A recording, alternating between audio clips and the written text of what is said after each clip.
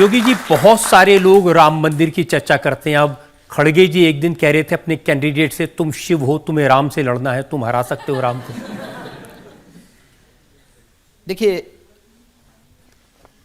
भारत की परंपरा में, सनातन धर्म की परंपरा में राम और शिव एक दूसरे के पूरक हैं। भगवान राम ने रामचरितमानस में स्वयं ही इस बात को कहा है कि शिवद्रोही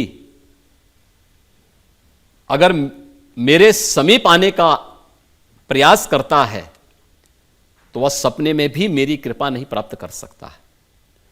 और जब लंका में सेतु बंध का निर्माण करना था तो प्रभु राम ने पहले रामेश्वरम में भगवान शिव की ही उपासना की थी। जब नामकरण की बात आई, भगवान राम ने उस ज्योतिर्लिंग का नाम रामेश्वरम रखा कि राम के ईश्वर हैं। लेकिन शिव से पूछा गया तो भगवान शिव ने कहा नहीं नहीं, जिसके ईश्वर राम है वही रामेश्वर है। देखो, दोनों एक दूसरे को सम्मान दे रहे हैं। यह भारत की परंपरा है। कांग्रेस ने बांटने की राजनीति हमेशा की है। पहले देश को बांटा, इसके बाद क्षेत्र और भाषा के आधार पर देश को बांटने का कुत्सित प्रयास किया। अब सोचिए, 1947 में देश का विभाजन इन्होंने कराया।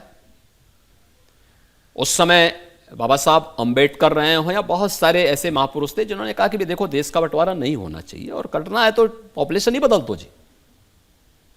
वह जिसकी भारत में आस्था नहीं, वो भारत में क्यों रहेगा? वो जाए ना, रास्ता वहां का, नापे वहां का, जहां उनको जाना है। क्यों भारत में बोझ बनोगे? क्षेत्रफल ज्यादा दिया गया, आबादी कम गई। ज्यादा क्षेत्रफल मिलने और भारत की बहुत अच्छी उपजाऊ भूमि वहां जाने के बावजूद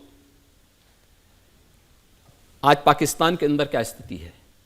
और मैं यही बोलना चाहूंगा, जो पाकिस्तान का राग अलापते हैं वे जाए ना उस कंगाल के पास, वे भी उस भीख मांगने में शामिल हो जाएं।